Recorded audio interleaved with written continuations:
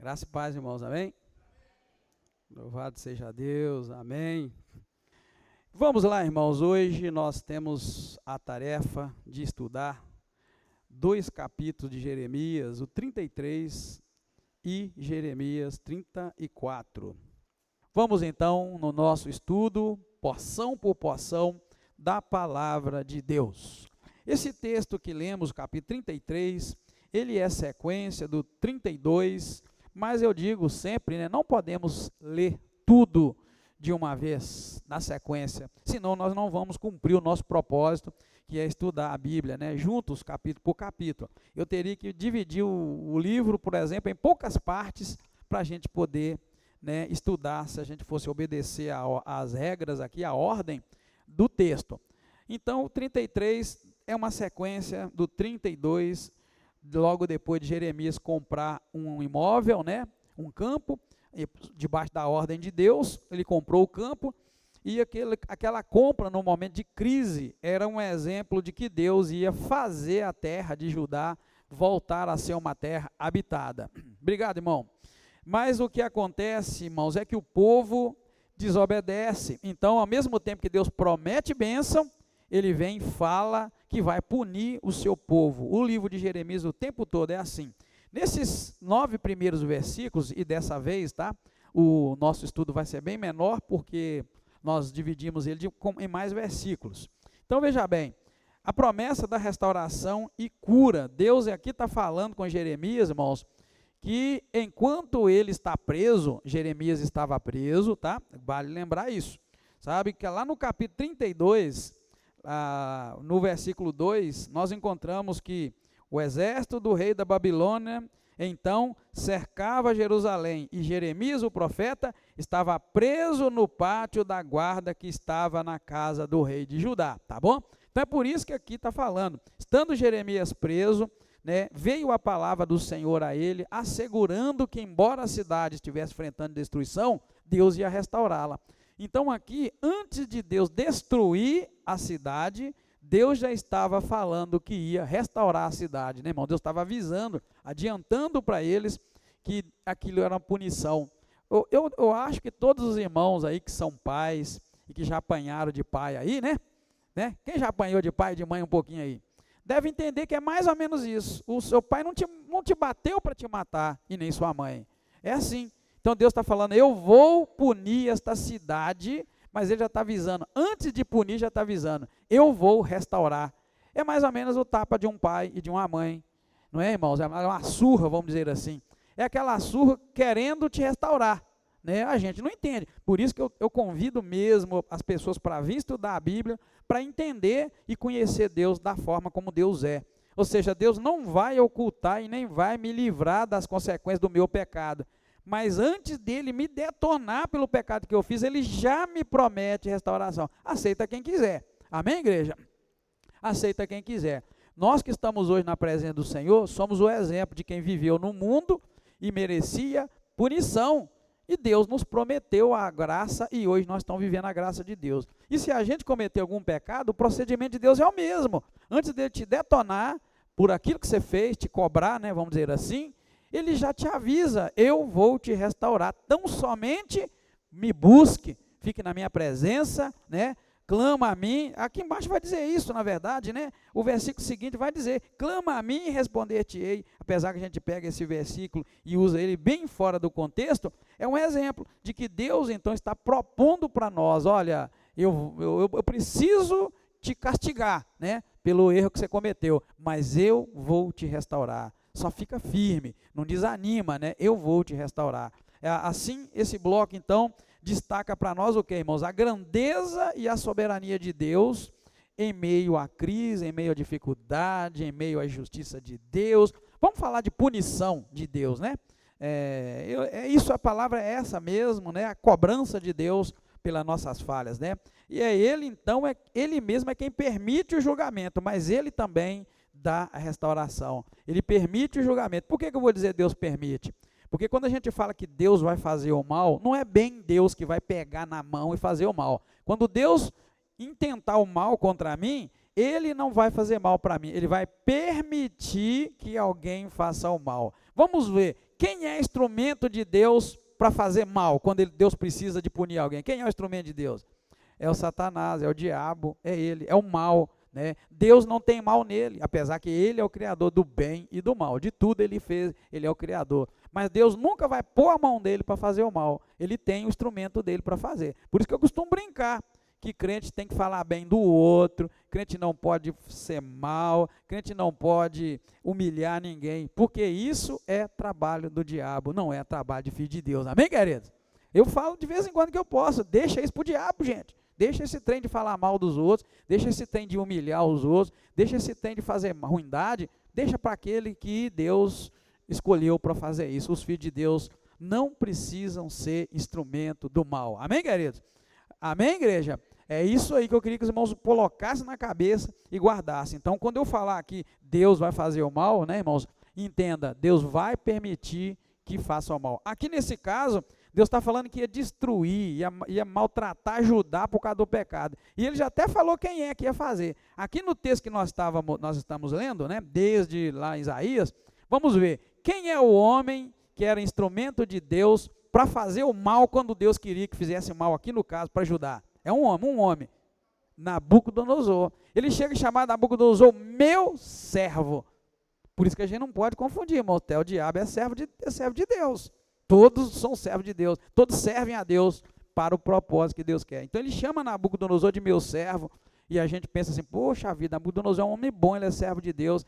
Não, rapaz, ele é servo de Deus para fazer o mal, para matar, para destruir, para poder fazer o povo passar fome, para humilhar.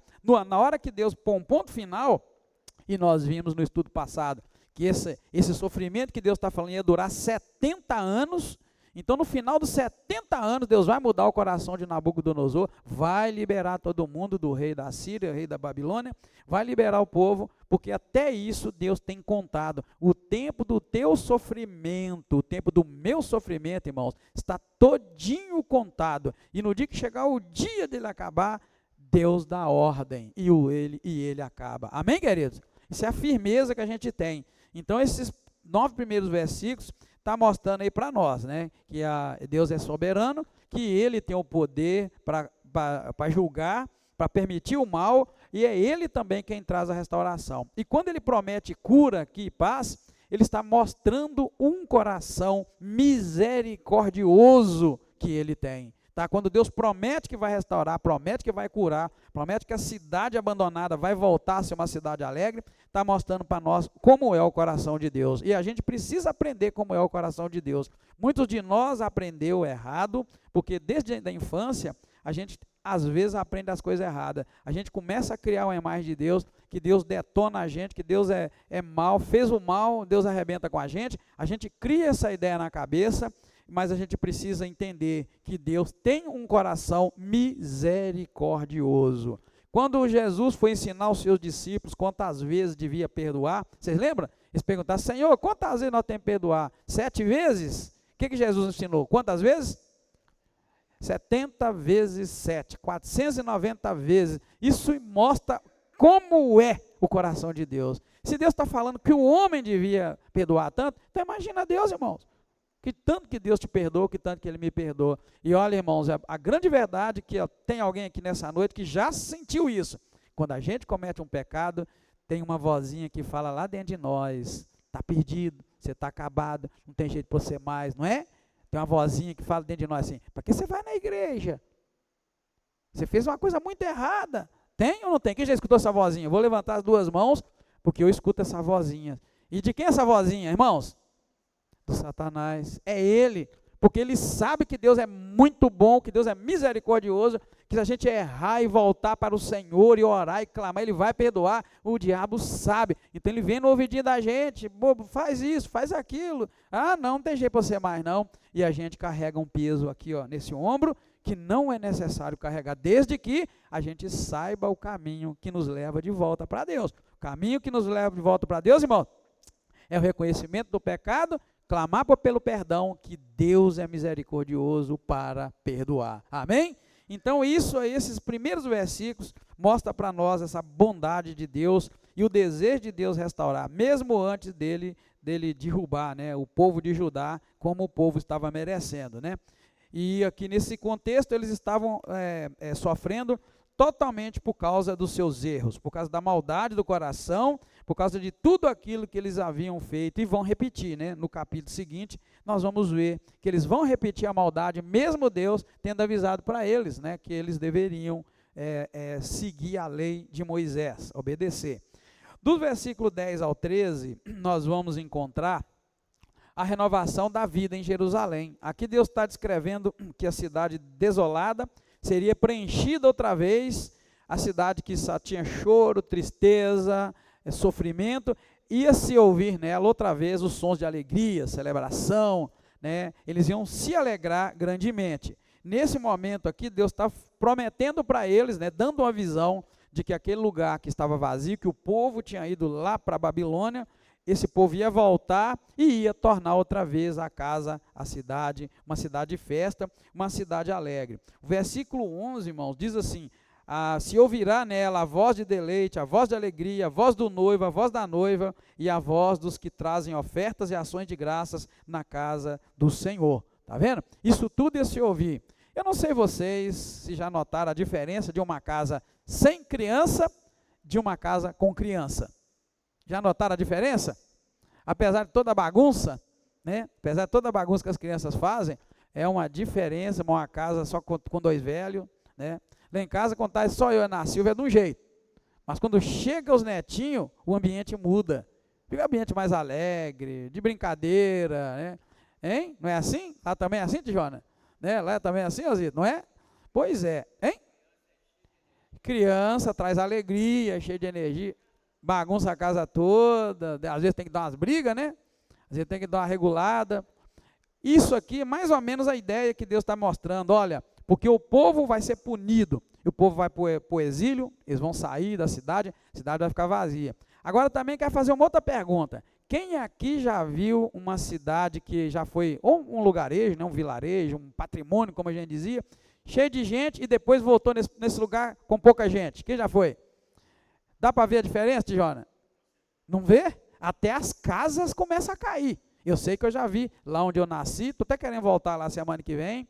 Dá uma tristeza, irmão, porque eu fui lá na minha idade de 7, 8 anos, aquilo ali lotado de gente, era uma coisa linda para a rua fora, cheio de gente, o lugar, é um lugarejo mesmo, né, Tijona? É duas ruas, uma que vai e outra que cruza assim, mas lotado de gente. Quando eu voltei lá, irmãos, há 10 anos atrás, mais ou menos 5, o lugar tinha praticamente quase ninguém. Irmãos, o que tinha de casa caindo, o lugar estava morto. É isso que Deus está dizendo que ele ia fazer com Judá. Ia tirar todo mundo. Ia ficar um lugar literalmente morto. Mas que ele está dizendo aqui, que esse lugar ainda vai ser um lugar cheio de voz de alegria, do noivo, da noiva, voz de aqueles que trazem oferta na casa de Deus, ia voltar a ser um lugar alegre. Então os irmãos aí que teve essa experiência, sabe bem, é mais ou menos isso que Deus está dizendo que ele vai fazer, né? E um detalhe, Deus estava falando que ia fazer isso antes de acontecer. Antes dele mandar o povo, ele estava avisando que o lugar ia ficar deserto, ia ficar vazio, mas ele ia trazer o povo de volta e ele ia cumprir a sua palavra. É feio demais, viu, irmãos? Uma casa que já foi cheia, depois ela se torna vazia. É horrível. E eu vivo isso dentro da minha casa hoje, né? Eu já tenho os filhos casadas, netos, então a gente vai vendo. Esse é o fim da vida, sabia? É o fim da vida. O Hélio também lá, a casa está no sossego, né, Hélio? 10. Uhum. E hoje, acabou. Foi todo mundo pro seu canto. Irmãos, é uma assombração, né? É um tempo que fica feio. E quando entra lá, né, Hélio, você deve lembrar as travessuras. Lembra das travessuras, lembra da casa cheia, o movimento. Irmãos, isso é o ciclo da vida. Então, eu estou vivendo uma fase, não chegou a ser aquela exatamente, né? Mas a fase de ver a casa da minha mãe zerada e a minha zerando. Então, eu sou um cara que gosta de pensar. Então, eu penso muito, de vez em quando eu converso com a minha esposa. Falei, poxa vida, você está notando? A casa da sua mãe já era, da minha mãe já era, né? Agora é nós dois, só nós. Então vamos aproveitar, eu falo que vamos aproveitar essa bagunça de menino, Porque vai chegar um dia, vai ficar igual a casa da minha mãe. Um de nós dois vai morrer primeiro, e depois vai morrer os dois, aí acabou. Aí vai repetir a mesma coisa com as minhas filhas. Eu não sei se vocês pensam assim, mas eu penso. Por que eu penso? Porque assim eu me preparo para a vida e também para a morte. Fala isso para ela, nós dois, filha, poxa vida, hein? Processo de vida é bacana demais, então vamos aproveitar isso, né? As filhas já iam embora, já era, né? Cada um foi para um canto, a Raquel voltou, mas a casa fica vazia, e aí quando temos aquela oportunidade, a gente se alegra, porque eu olho para a minha casa, da minha mãe, como foi, e olho para a casa dela e falo, você já não tem pai nem mãe também, acabou, aqueles dois ali já não existem, agora é nós, né? Dá essa alegria para os nossos netos, porque vai chegar um dia que nós vamos morrer. Se morrer os dois, pã, mas se não morrer, morre um, morre o outro, e a nossa casa vai ficar vazia. Aí eles vão olhar para ela e fazer igual o Hélio olha para a casa que tinha 12, que tem, acabou, né? Fica até, que tem, dá até um aperto no coração. Então, irmãos, mas Deus aqui, então, está mostrando o quanto Ele é poderoso para fazer cumprir a sua palavra, e mostrando, nesse sentido aqui, que vai reconstruir a cidade vai ficar alegre, um lugar de noivo, de noiva. Ele está dizendo aqui, irmão, não é só uma transformação física, não, tá bom? Ele está querendo dizer também que vai fazer ali um renascimento espiritual e social, onde as pessoas vão viver louvando a Ele, buscando a Ele, né, como vivia antigamente. É isso que Deus está dizendo aqui, bem claro, né? E aí, os últimos versículos, o 14 ao 26, nós vamos ver uma aliança que Deus repete, na verdade, a aliança que Ele fez com Davi, e a aliança que Ele fez com os sacerdotes e com os levitas, né? Ao afirmar essa aliança, né, com Davi, Ele está garantindo um descendente que vai reinar para sempre da família de Davi. Vamos lá, se Deus disse que não vai faltar um descendente para reinar da raiz de Davi, Ele está falando de quem, na verdade? De Jesus, porque já era, né, irmãos? O reinado de Davi, ele acabou. Hoje Israel não é mais um reino, Israel hoje é um governo praticamente democrático, né? Então, não existe isso da gente ler e não entender, que de fato ele está falando de coisas espirituais. Ele está mostrando aqui que vai haver um descendente de Davi que vai reinar para sempre, né? E a gente precisa interpretar e fazer a interpretação correta, assegurando isso, a aliança que ele fez, né? E que dizendo, olha, a aliança minha é imutável, não vai mudar, né? Ele vai ser fiel naquilo que ele prometeu. Ao mesmo tempo que ele fala do reinado de Davi, ele vai também garantir uma promessa aos sacerdotes, 18, nem os sacerdotes levitas faltará homem diante de mim para que ofereça holocausto, queime oferta de cereais e faça sacrifício todos os dias. Isso aqui é a prova que ele está falando de um reinado espiritual, né? De um reino que viria para reinar da raiz de Davi. Isso está apontando direto para Jesus, para o Messias, né? Cumprindo a promessa do reino que ia durar para sempre. E reafirmando que Israel vai permanecer sendo o povo escolhido. Quando ele vai fazer menção de sacerdote e de levita, não existe sacerdote nem levita, senão da linhagem de Arão, da linhagem abençoada. Então ele está aqui assumindo um compromisso, dizendo, Israel é o meu povo escolhido, e acabou, né, irmãos? Então isso é uma verdade bíblica, a gente tem que fazer a interpretação correta, né? Então guarda aí, a referência à raiz de Davi está apontando para o Messias, nosso Senhor Jesus Cristo, que veio, subiu e vai voltar. E ele aqui então cumpre uma promessa de um reino eterno, né? E Deus também reafirma o seu compromisso e seu amor por Israel, quando vai falar aqui que os seus sacerdotes e levitas não vai faltar descendente para poder ministrar diante do nosso Deus. Aí nós vamos para o capítulo 34, que também nós dividimos ele apenas em 3 blocos. O 34 começa com uma advertência, com um aviso sobre Zedequias. Jeremias então vai transmitir para Zedequias que Jerusalém vai mesmo ser entregue para a Babilônia. Embora Zedequias seja capturado, ele não ia morrer violentamente, mas ele ia ter um enterro digno, né? Aqui chega até a dizer, olha, verso 5, em paz você vai morrer, assim como queimaram perfumes aos teus pais, os reis que te precederam também queimarão perfume a ti e te plantearão. O que é queimar perfume aos teus pais? Fizeram um enterro digno, né? Aquele enterro bonito, eles queimavam incenso, né? Quando morria, no ritual do cristianismo, mais do catolicismo ainda, tem de queimar o quê? O que eles gostam de queimar, às vezes, no ritual do catolicismo, quando morre alguém? Vela, né? Nós temos o ritual de queimar, tanto que a gente chama de velório, mesmo se não tem vela, né? O que a gente fala? Velório. Então lá tinha esse ritual de queimar perfume. Então, que Deus está dizendo assim: olha, Zedequias, você vai morrer, você vai ser capturado, né? Só que você vai morrer em paz, vai ter um velório digno, assim como eles queimaram, fizeram velório lá do teu pai, vão fazer para você também, tá? Você vai morrer, vai ter uma forma digna de morrer.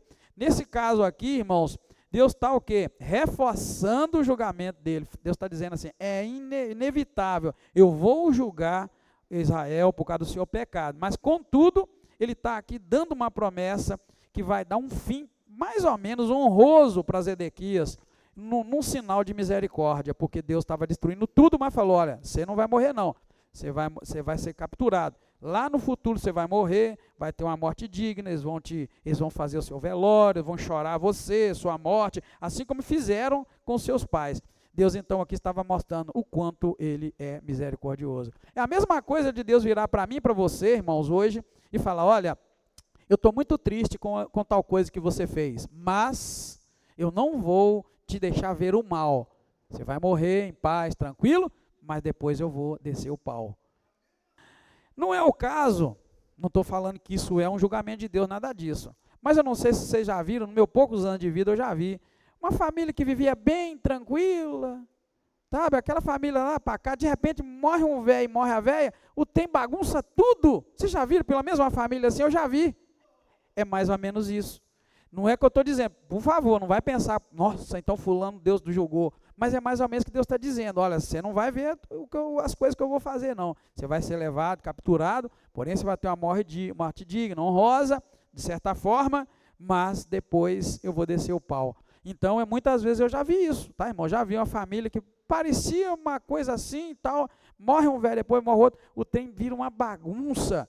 Ou seja, Deus não deixou os velhos verem a bagunça e o desastre. E Deus guardou enquanto eles viviam. Eles morreram, Deus foi e visitou aquela família, enfim, com o mal, né? Deus permitiu que o mal chegasse. É isso que Deus está dizendo aqui, e a gente pode interpretar assim, sem medo, tá bom, irmãos?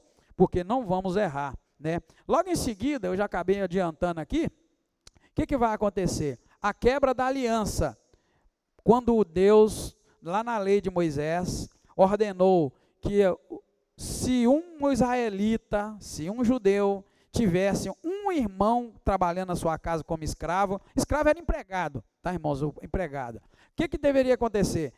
A pessoa deveria trabalhar 6 anos e ser liberto para não completar 7 anos de escravidão, de trabalhar para alguém. O que aconteceu? Logo depois que Zedequias recebeu essa palavra, né, que Deus ia deixar ele morrer em paz e tal, ele ordenou que cada judeu, cada hebreu libertasse seu irmão, dando para ele o ano de libertação, que era o 7º ano. O que aconteceu? Eles ouviram essa palavra e todos eles, do maior ao menor, liberou o seu escravo, mandou embora o escravo e a escrava. Porém, assim, irmãos, do nada, eles resolveram mudar de ideia. Diz o versículo 11: depois, porém, se arrependeram e fizeram voltar os escravos e escravos que tinham libertado, sujeitando-os à escravidão. Irmãos, isso aqui quebrou a lei, porque Deus falou: deixa o cara trabalhar 6 anos e manda embora, né? Era a lei dentro do povo de Israel para não matar o seu irmão e nem deixar o irmão escravo para sempre, e nem deixar a pessoa sem seus direitos. Porém, na hora que eles viram a notícia de que Deus estava mesmo destruindo Judá, resolveram obedecer, mas se arrependeram. Irmãos, olha, eu vou dizer para vocês uma coisa, isso aqui é uma coisa que acontece de vez em quando com a gente, olha. Depois, porém, se arrependeram de ter libertado os escravos e trouxeram isso tudo de volta. Irmãos, muitas vezes a gente faz promessa para Deus e arrepende. Né? Na hora da crise, da dificuldade, a gente fala: eu vou fazer isso, meu Deus. Se o Senhor fizer tal coisa, eu vou fazer isso. E a gente depois não cumpre. Ô, irmãos, a gente não pode fazer assim, porque toda aliança tem dois lados. Toda aliança tem dois lados. Essa aqui, por exemplo, é uma aliança de casamento que eu tenho com a minha esposa. Tem um lado que eu devo cumprir e o lado que ela deve cumprir. Se um dos dois não cumpre, existe uma quebra de aliança. Então, quando Deus estabeleceu essa lei, foi feita uma aliança entre ele e o povo e ele. E aqui, nesse caso, eles estavam quebrando a aliança. E porque eles quebraram a aliança, na verdade era uma aliança de libertar, de dar liberdade para o escravo, Deus vira para eles, irmão, e fala para eles que ia agora pregoar a liberdade para eles. Verso 17, está vendo? Verso 17, olha, vós não me obedeceste, não me apregoaste a liberdade, cada um ao seu irmão e cada um ao seu próximo, pelo que agora eu vos apregoo a liberdade do Senhor, para a espada, para a peste e para a fome. O que Deus está dizendo? Olha, vocês estavam presos, escravizados comigo, por isso eu não deixei nem a praga nem a peste pegar vocês, mas porque vocês me obedeceram, agora então eu estou libertando vocês para a espada e para a peste, ou seja, estou tirando a proteção de vocês e estou deixando o mal chegar até vocês. Então, irmãos, é um chamado de Deus para nós, tomar cuidado com aquilo que a gente faz aliança com Deus. Se você fez alguma aliança com Deus, cumpre, né? Se você prometeu para Deus algo, nunca mais você pode descumprir aquilo, porque quebrar uma aliança com Deus é uma coisa muito séria. Então esse texto aqui está mostrando que é hipocrisia e desobediência, né, a gente quebrar a aliança com Deus, porque a quebra de um pacto mostra como a gente está ignorando a Deus que fez conosco a aliança. Quando você quebra algo que você falou com Deus, você está mostrando que você está ignorando, ou seja, a outra parte não importa, Deus não importa, importa é o que eu estou fazendo agora, eu estou voltando atrás, eu não estou nem aí, e não importa o lado de Deus, porque sempre quando a gente entra em aliança com Deus, tem um lado que Deus vai fazer para nós, né? Aquelas promessas que a gente faz para Deus, então a gente tem que tomar muito cuidado, né, irmãos? Essa aí é uma instrução muito forte para nós, né? E no fim, nós vamos ver que Deus condena esse ato, declarando que os libertadores infiéis vão enfrentar o julgamento severo. Por quê? Porque agora eles, na verdade, descumpriram uma lei, descumpriram uma regra. Aqui tem a menção de um bezerro que era partido ao meio, dividido em duas partes, que a pessoa passava no meio. Isso aqui é um simbolismo lá da lei, né, da lei, que era normal, o cara ia fazer um pacto, ele pegava um bezerro, cortava no meio, colocava uma banda aqui, outra ali, e passava no meio, simbolizando duas partes. Eu e mais uma parte aqui, outra parte ali. Então isso era um simbolismo de uma aliança feita com Deus. Não é que Deus era uma parte ali daquele bezerro, mas era um ritual que Deus pôs para o povo e o povo cumpria. E Deus está falando aqui, todos aqueles que abriram o bezerro no meio, passaram no meio, ou seja, fizeram aliança comigo e não cumpriram, agora eu vou liberar eles, né, libertar eles para que eles possam sofrer na espada e na fome e na peste. Então Deus estava ali punindo. Então, queridos, vamos ser cuidadosos com a aliança que nós fizemos. Todos nós aqui fizemos uma aliança com Jesus, amém, queridos? Cuidado, cumpra essa aliança até o teu último dia, não desvia, não abandona Cristo. Essa quebra de aliança é coisa séria. Já viram, irmãos, quando a pessoa desvia, como é muito mais difícil essa pessoa voltar para o Senhor? É isso que está dizendo aqui, quebrou a aliança, se arrependeu, agora para voltar é doloroso, né? Tem momentos que a gente precisa apelar para Deus, amém, queridos? Concorda comigo? Tem momentos que a gente tem que apelar para Deus, apelar mesmo. Tem misericórdia de mim, Deus, me socorre, eu preciso do Senhor, né? Para a gente terminar, irmãos, o capítulo 33, ele todo vai enfatizar a promessa de restauração e a fidelidade de Deus, a aliança com Davi e com os levitas, apontando para um futuro cheio de esperança e de cura, porque o Messias, né, o Salvador, o descendente de Davi, vai reinar e vai ser um tremendo momento na história. E o 34, por outro lado, vai destacar o quê? A gravidade da desobediência do povo, especialmente no que diz respeito à justiça social. O povo estava vivendo muito mal e Deus então estava ali agora dizendo por eles que ia punir. Porém, a combinação dos dois capítulos vai revelar para nós o caráter de Deus. Por isso que eu digo para os irmãos, a gente conhece Deus, não é quando a gente sente arrepio, quando escuta um hino bonito, quando escuta uma pregação bonita. A gente conhece Deus, mas é quando a gente vê a forma que Deus trata com o pecado e com a pessoa que não vive em pecado. Então esses 2 capítulos aqui vai mostrar para nós e revelar o caráter de Deus. Por quê? Porque Deus é justo nos seus julgamentos, mas também ele se mostra grandioso em suas promessas de redenção. Isso é Deus, isso é o caráter de Deus mais puro.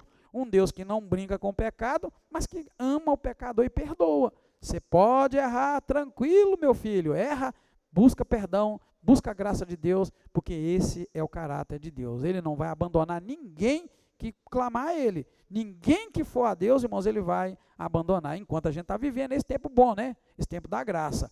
É aquilo que a gente sabe, vai chegar um dia que esse tempo da graça vai acabar, Deus vai ser um Deus totalmente voltado para esse Deus de caráter de justiça. Aí é hora de punir o pecado. É por isso que a graça dura enquanto a gente está vivo. Porque depois que você morre, você não vai ver esse Deus cheio de graça e de misericórdia. Depois que a gente morre, só vai aparecer para nós o Deus juízo e justiça. Aí já era.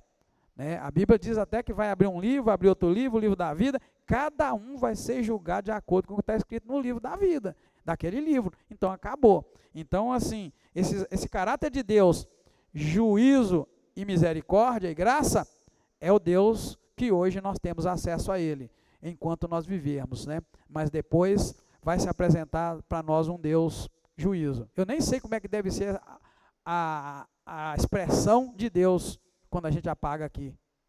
Não sei, não dá para imaginar, né? Mas hoje o que eu vejo é um Deus maravilhoso, Deus tremendo, que permite a gente bater com a cabeça, né? Ele está ali, pronto para nos socorrer. Mas quando seu último fôlego de vida, você tem ele aqui, pam, eu acho que a gente deve ver uma outra face de Deus, é aquela que não vai ter mais jeito, né? Jesus até chegou a dizer, naqueles dias muitos virão dizendo, Senhor, no teu nome nós profetizamos, Senhor, nós fizemos isso, Senhor, nós fizemos aquilo, e o que ele vai falar? Né? Ele não vai receber ninguém pelo que fez. Então essa é a face de Deus, do Deus que nós vamos encontrar. Por isso que a gente tem que dobrar o joelho hoje, confessar o Senhor, buscar a graça de Deus, passar por cima das circunstâncias, das ofensas, da maldade, das humilhações, passar por cima disso tudo cheio da graça de Deus, porque quando fechar os nossos olhos aqui, veremos a face de Deus. Porém, veremos uma ou outra face, né, irmãos? Veremos a face de um Deus misericordioso, né, que vai dizer, bem-estar, servo bom e fiel, foste fiel no pouco, sobre o muito colocarei. Ou nós vamos ver outra face de Deus, né, apartai-vos de mim, maldito, que eu não vos por fogo eterno, porque eu não vos conheço. Né? E nada vai mover o coração de Deus depois disso, irmãos, nada. Essa é a questão. Obrigado, queridos, Deus abençoa. Assim nós encerramos hoje o capítulo 33 e 34. Amém. Vamos orar? Senhor Deus, recebe a nossa alegria, a nossa gratidão por podermos estudar a Tua palavra. Obrigado pela palavra de advertência que o Senhor nos dá para nós ficarmos atentos às profecias, às palavras do Senhor, ficarmos ligados, ó Deus, em espírito para a volta do Senhor Jesus que está próxima. Obrigado, Senhor. Obrigado pelo alerta que o Senhor nos dá, que o Senhor é um Deus de juízo, mas também um Deus de misericórdia. Hoje nós temos a oportunidade da misericórdia e da graça do Senhor, mas sabemos que esse momento vai findar um dia, que a igreja esteja atenta, alerta, e que em cada crente haja um coração voltado para perdoar as ofensas, para amar, para viver em comunhão com o Senhor, na expectativa da volta do Senhor, que será em breve. Guarda o meu coração, guarda o coração da igreja, fiel, aguardando a volta do Senhor. Obrigado, Senhor. Nós esperamos a vinda do Senhor, até mesmo porque temos visto quanto sofrimento nessa terra, quanta maldade, a maldade tem crescido, Senhor. Por isso nós clamamos a Ti para a volta do Senhor, que irá resgatar o Teu povo de toda essa maldade. Mas, contudo, faça-nos ficar firmes até aquele dia, Senhor. Obrigado mais uma vez, te pedimos agradecidos, em nome do Senhor Jesus Cristo. Amém. O céu, hein, irmãos, o céu é um lindo lugar. Amém. Bem diferente disso, amém, queridos? E é para lá que nós estamos indo pela misericórdia de Deus. Deus abençoa.